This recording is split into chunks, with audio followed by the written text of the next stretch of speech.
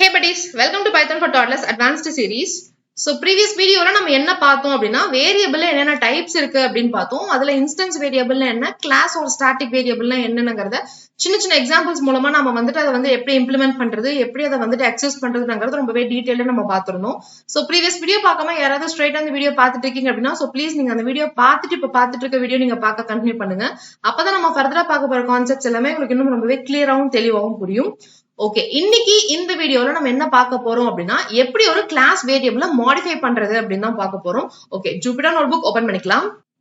So உங்க எல்லாத்துக்கும் இந்த கோட் ஆல்ரெடி ஞாபகம் இருக்கும்னு நினைக்கிறேன். பிகாஸ் இது வந்து நம்ம ப்ரீவியஸ் வீடியோல நம்ம பார்த்த கோட் தான். ஆக்சுவலா இந்த வீடியோ வந்துட்டு ப்ரீவியஸா நம்ம பார்த்த வீடியோட கண்டினியூவேஷன் தான். சோ அது வந்துட்டு ஒரே வீடியோவா போட்டோம்னா ரொம்ப லென்த்தா இருக்கும்ங்கிறதுக்காக நான் வந்துட்டு ஸ்பிளிட் பண்ணி போட்டிருக்கேன்.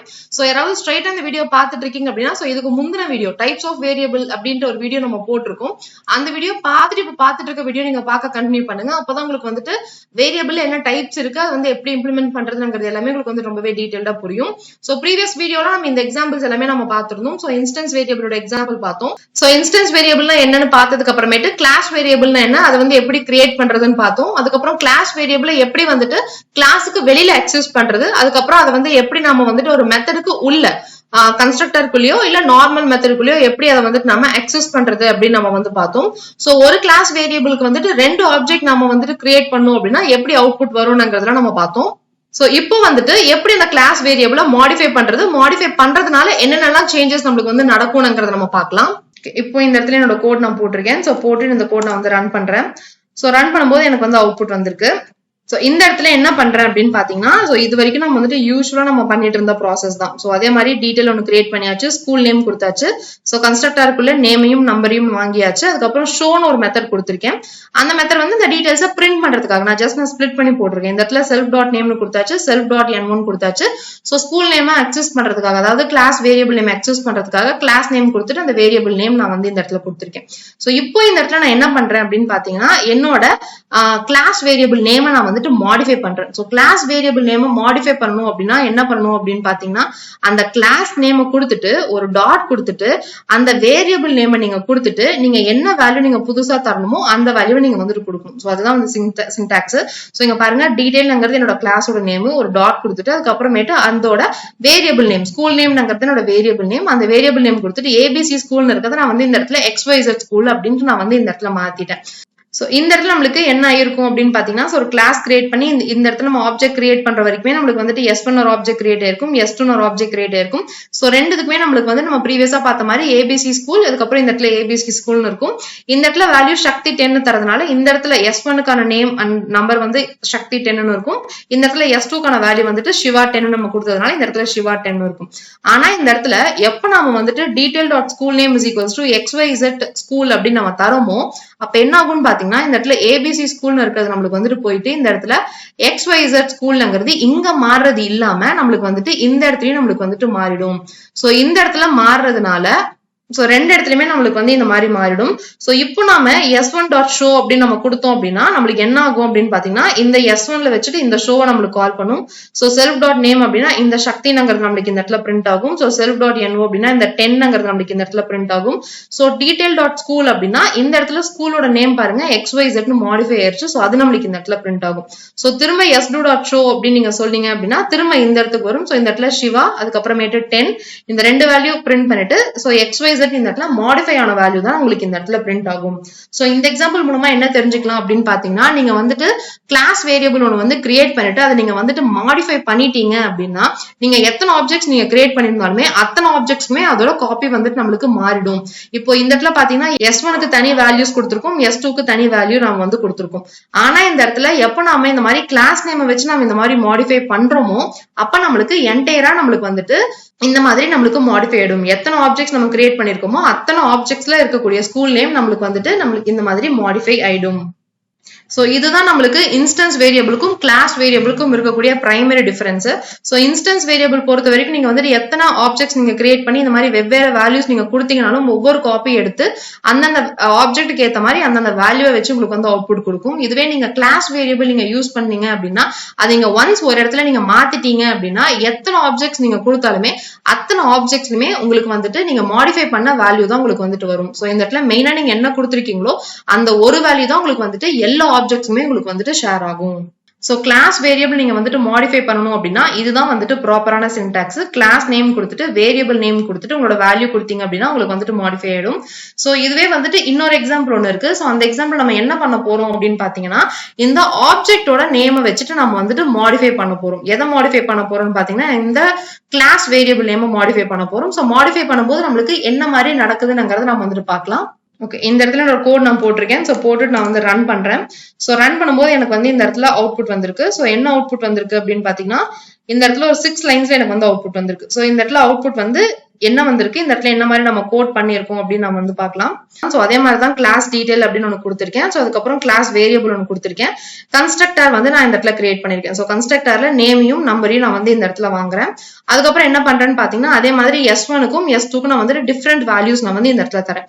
ஸோ இது வரைக்கும் தந்த வரைக்கும் நம்மளுக்கு எக்ஸிகியூஷன்ல எப்படி இருக்கும் அப்படின்னு பாத்தீங்கன்னா ஸோ நம்மளுக்கு ப்ரீவியஸ்ல பார்த்த மாதிரி 2 ஆப்ஜெக்ட் கொடுத்துட்டு ஸ்கூல் நேம் வந்துட்டு ஏபிசி ஸ்கூல்னு இருக்கும். ஸோ ஃபர்ஸ்ட் இந்த எக்ஸிகியூஷன் பாருங்க. ஸோ இந்த எக்ஸிகியூஷன் பாத்தீங்க அப்படின்னா நமக்கு ஃபர்ஸ்ட் என்ன எக்ஸிக்யூட் ஆகுதுன்னு பாத்தீங்கன்னா ஆப்ஜெக்ட் S1 அப்படின்னு சொல்லிட்டு ஒரு லைன் பிரிண்ட் பண்ண சொல்லியிருக்கேன். அதுக்கப்புறம் S1ஓட நேம், S1ஓட நம்பர், அதுக்கப்புறமேட்டு S1ஓட ஸ்கூல் நேம், அதாவது இந்த ஆப்ஜெக்ட் S1 கிரியேட் பண்ண பாத்தீங்களா. ஸோ இதோட நேம் சக்தி 10, அதுக்கப்புறம் ஏபிசி ஸ்கூல். ஸோ அந்த 3 லைன் நம்மளுக்கு வந்து இந்த இடத்துல பிரிண்ட் ஆயிருக்கும். ஸோ அடுத்து என்ன பண்றேன்னு பாத்தீங்கன்னா S2ஓட நேம், S2ஓட நம்பர், S2ஓட ஸ்கூல் நேம். இந்த இடத்துல என்ன பண்றேன் அப்படின்னு பாத்தீங்கன்னா அந்த சிவா 10 நம்மளோட ஸ்கூல் நேம். ஸோ அது வந்து நம்மளுக்கு இந்த இடத்துல பிரிண்ட் ஆயிடும். ஸோ நம்ம முன்னாடி வந்துட்டு செல்ஃப் டாட் வேரியபிள் நேம் நம்ம கொடுத்தோம் பாத்தீங்களா. ஸோ செல்ஃப்னாக்க அந்த ஆப்ஜெக்ட் தானே ரெஃபர் பண்ணும். ஸோ அந்த மாதிரி இல்லாம செல்ஃப் நீங்க வந்துட்டு செல்ஃப்னு தரத்துக்கு பதிலாக இந்த ஆப்ஜெக்டோட நேம் கூட நீங்க வந்து இந்த இடத்துல கொடுக்கலாம். ஸோ இப்போ இந்த இடத்துல என்ன பண்றேன் அப்படின்னு பாத்தீங்கன்னா நான் வந்து அந்த கிளாஸ் வேரியபிளை மாடிஃபை பண்றேன். எப்படி மாடிஃபை பண்றேன்னு பாத்தீங்கன்னா என்னோட ஆப்ஜெக்டோட நேம் கொடுத்து நான் இந்த இடத்துல மாடிஃபை பண்றேன். ஸோ 2 ஆப்ஜெக்ட் நான் கிரியேட் பண்ணிருக்கேன். S1 ஒரு ஆப்ஜெக்ட் கிரியேட் பண்ணிருக்கேன். அதுக்கப்புறம் S2ன்னு இன்னொரு ஆப்ஜெக்ட் நான் வந்து கிரியேட் பண்ணிருக்கேன். ஸோ இந்த S1க்கு நான் வந்து என்ன பண்றேன் அப்படின்னு பாத்தீங்கன்னா நான் வந்துட்டு இந்த இடத்துல XYZ ஸ்கூல் அப்படின்னு நான் வந்து இந்த இடத்துல மாடிஃபை பண்றேன். ஸோ மாடிஃபை பண்ணும்போது எனக்கு என்ன ஆகும்னு பாத்தீங்கன்னா இந்த இடத்துல ஸ்கூல் நேம் வந்துட்டு XYZல இந்த மாதிரி நம்மளுக்கு வந்துட்டு ஷேடோ ஆயிடும். அதாவது இந்த மாதிரி நம்மளுக்கு வந்துட்டு மாறிடும். அதுக்கப்புறம் என்ன பண்றேன் அப்படின்னு பாத்தீங்கன்னா ஆப்ஜெக்ட் S2 அப்படின்ற ஒரு பிரிண்ட் ஸ்டேட்மெண்ட் கொடுத்திருக்கேன். அதுக்கப்புறம் 2 பிரிண்ட் ஸ்டேட்மெண்ட் கொடுத்திருக்கேன். ஸோ S1ஓட நேமை பிரிண்ட் பண்ணுன்னு சொல்லும்போது இங்க இருக்கக்கூடிய சக்தியை நம்மளுக்கு இந்த இடத்துல பிரிண்ட் பண்ணும். ஸோ நம்பரை பிரிண்ட் பண்ணுன்னு சொல்லும்போது இந்த 10 நம்மளுக்கு இந்த இடத்துல பிரிண்ட் பண்ணும். ஸோ S1ஓட ஸ்கூல் நேமை பிரிண்ட் பண்ணுன்னு சொல்லும்போது நம்மளுக்கு என்ன பண்ணுன்னு பாத்தீங்கன்னா இங்க இருக்கக்கூடிய இந்த ஸ்கூல் நேமை நம்மளுக்கு பிரிண்ட் பண்ணாம இப்போ நம்ம மாடிஃபை பண்ணி இந்த இடத்துல XYZ ஸ்கூல் நேம்னு வச்சிருக்கோம் பாத்தீங்களா, இதை தான் நம்மளுக்கு இந்த இடத்துல பிரிண்ட் பண்ணும். ஸோ அடுத்து என்ன பண்ணுன்னு பாத்தீங்கன்னா S2ஓட நேம், அதுக்கப்புறம் S2ஓட நம்பர், S2ஓட ஸ்கூல் நேமை பிரிண்ட் பண்ணுன்னு சொல்லும்போது இங்க இருக்கக்கூடிய சிவா, இங்க இருக்கக்கூடிய 20ங்கிற வேல்யூ நம்மளுக்கு போட்டுட்டு இந்த இடத்துல நம்மளுக்கு ஏபிசி ஸ்கூல்ங்கிறதா பிரிண்ட் பண்ணும். பிகாஸ் இந்த S1க்கு தான் நம்ம வந்து வேல்யூவை இந்த இடத்துல மாடிஃபை பண்ணிருக்கோம். இந்த S2க்கு நம்மளோட ஸ்கூல் நேம் நம்ம இந்த இடத்துல மாடிஃபை பண்ணல. அதனால நம்மளுக்கு இந்த இடத்துல ஏபிசி ஸ்கூல்னு இருக்குது. நம்மளுக்கு இந்த இடத்துல அப்படியே நம்மளுக்கு வந்து இந்த இடத்துல ஏபிசி ஸ்கூல் நம்மளுக்கு வந்து இந்த இடத்துல மாறிடும். ஸோ இது வந்துட்டு ஒரு ப்ராப்பரான மெத்தட் வந்துட்டு கிடையாது. ஸோ கிளாஸ் வேரியபிள நீங்க வந்துட்டு மாடிஃபை பண்ணணும் அப்படின்னா ப்ராப்பர் மெத்தட் வந்துட்டு அந்த கிளாஸ் நேமை கொடுத்துட்டு ஒரு டாட் கொடுத்துட்டு வேரியபிள் நேம் கொடுத்துட்டு மாடிஃபை பண்றது. நம்ம ப்ரீவியஸ் எக்ஸாம்பிள்ல பார்த்தோம் இல்லையா. ஸோ அந்த மாதிரி பண்றதுதான் ப்ராப்பரான மெத்தட். நீங்க இந்த மாதிரி ஆப்ஜெக்ட் வச்சு மாடிஃபை பண்ணலாம்ங்கிறத தெரிஞ்சுக்கணும்ங்கிறதுக்காக தான் நான் இந்த கோட் வந்து நான் போட்டிருக்கேன். ஆனா இது வந்துட்டு இம்ப்ராப்பர் மெத்தட். இந்த மெத்தட் வந்து நம்ம யூஸ் பண்ணக்கூடாது. எதனால யூஸ் பண்ணக்கூடாது அப்படின்னு பாத்தீங்கன்னா நீங்க இந்த மாதிரி S1க்கு நீங்க வந்துட்டு அந்த ஆப்ஜெக்ட்டுக்கு மட்டும் நீங்க கிளாஸ் வேரியபிள நீங்க மாடிஃபை பண்ணீங்க அப்படின்னா உங்களுக்கு வந்துட்டு வேல்யூ இந்த மாதிரி ஷேடோ ஆகும். ஸோ ஷேடோ ஆகிறதுனால அந்த ஆப்ஜெக்ட் வச்சு நீங்க அக்சஸ் பண்ணும்போது மட்டும் உங்களுக்கு அந்த வேல்யூ வந்துட்டு வேற மாதிரி வரும். ஸோ இது வந்துட்டு ப்ராப்பர் வே கிடையாது. ஸோ இப்படியும் மாடிஃபை பண்ணலாம்ங்கிற ஒரு மெத்தட் தெரியணுங்கிறதுக்காக தான் நான் வந்து போட்டிருக்கேன். ஆனா ஆக்சுவல் மெத்தட் வந்துட்டு என்னன்னு பாத்தீங்கன்னா நம்ம ப்ரீவியஸ் கோட்ல நம்ம பார்த்தோம் பாத்தீங்களா, அந்த கிளாஸோட நேமை வச்சுட்டு வேரியபிளோட நேம் கொடுத்துட்டு வேல்யூ கொடுக்கறதா வந்துட்டு கிளாஸ் வேரியபிள மாடிஃபை பண்றதுக்கான மெத்தட். ஸோ ஓவராலா இன்ஸ்டன்ஸ் வேரியபிள்னா என்ன அப்படின்னு பாத்தீங்கன்னா இன்ஸ்டன்ஸ் வேரியபிளோட வேல்யூஸ் இருக்கு பாத்தீங்களா, அது வந்து ஆப்ஜெக்ட் டு ஆப்ஜெக்ட் வந்து நம்மளுக்கு வந்துட்டு மாறிட்டே இருக்கும். ஸோ அதுக்கு வந்து எக்ஸாம்பிள் என்ன பார்த்தோம் அப்படின்னு பாத்தீங்கன்னா S1ல நம்ம வந்துட்டு ஜான் அப்படின்னு நேம் கொடுத்துட்டு 10ங்கிற வேல்யூ கொடுத்துருந்தோம். ஸோ இதுவே நீங்க S2ங்கிற ஆப்ஜெக்ட் நீங்க கிரியேட் பண்ணீங்க அப்படின்னா அந்த இடத்துல நீங்க வந்துட்டு சக்திங்கிற வேல்யூ கொடுத்துட்டு 20ங்கிற வேல்யூ நீங்க வந்து கொடுப்பீங்க. ஸோ இங்க பாத்தீங்கன்னா ஆப்ஜெக்ட் பொறுத்து நம்மளோட வேல்யூஸ் வந்துட்டு இந்த மாதிரி மாறிட்டே இருக்கு பாத்தீங்களா. ஸோ இந்த மாதிரி இருக்கிறது இன்ஸ்டன்ஸ் வேரியபிள் அப்படின்னு சொல்லுவாங்க. ஸோ செகண்ட் பாயிண்ட் என்ன அப்படின்னு பாத்தீங்கன்னா ஒவ்வொரு ஆப்ஜெக்ட்லயுமே வேரியபிள்லயுமே அதோட ஆட்ரிபியூட்ஸோட ஒரு காப்பி இருக்கும். சோ நம்ம ப்ரீவியஸ் வீடியோல பார்த்த மாதிரி கிளாஸுக்குள்ள நம்ம என்னென்ன ஆட்ரிபியூட்ஸ், அதாவது என்னென்ன வேரியபிள்ஸ் நம்ம கொடுத்துருக்கோமோ அது எல்லாமே ஒவ்வொரு காப்பி நம்ம ஆப்ஜெக்ட்ல இருக்கும்னு பாத்தீங்களா. சோ அது வந்துட்டு இன்ஸ்டன்ஸ் வேரியபிள்ல இருக்கும் அப்படின்னு சொல்றாங்க. So class variable or static variable எப்படி இருக்கும் அப்படின்னு பாத்தீங்கன்னா, அது வந்துட்டு கிளாஸுக்கு உள்ள கிரியேட் பண்ணுவாங்க, ஒரு மெத்தட் இல்லாட்டி இனிட்டுக்கு வெளியில நம்மளுக்கு வந்துட்டு கிரியேட் பண்ணுவாங்க. Class variable or static variable இந்த இடத்துல தான் நம்மளுக்கு வந்துட்டு கிரியேட் பண்ணுவாங்க. நீங்க ஒன்ஸ் ஒரு கிளாஸ் வேரியபிள் நீங்க கிரியேட் பண்ணிட்டீங்க அப்படின்னா அது வந்துட்டு அந்த கிளாஸ்ல இருக்கக்கூடிய எல்லா ஆப்ஜெக்ட்ஸாலுமே நம்மளால அக்சஸ் பண்ணிக்க முடியும். அந்த கிளாஸ் வேரியபிளுக்கு நீங்க வந்துட்டு அந்த கிளாஸ்க்கு நீங்க எத்தனை ஆப்ஜெக்ட்ஸ் கிரியேட் பண்ணாலுமே S1 S2 S3 அப்படின்னு நீங்க எத்தனை நீங்க ஆப்ஜெக்ட்ஸ் நீங்க கிரியேட் பண்ணாலுமே நீங்க அந்த கிளாஸ் வேரியபிள், அந்த ஸ்கூல் நேம் அப்படின்னு நீங்க வந்துட்டு ஒரு வேரியபிள் நீங்க கிரியேட் பண்றதுக்கு பாத்தீங்களா, அந்த வேல்யூ வந்துட்டு எல்லாத்துக்குமே வந்துட்டு பொதுவானதுதான்.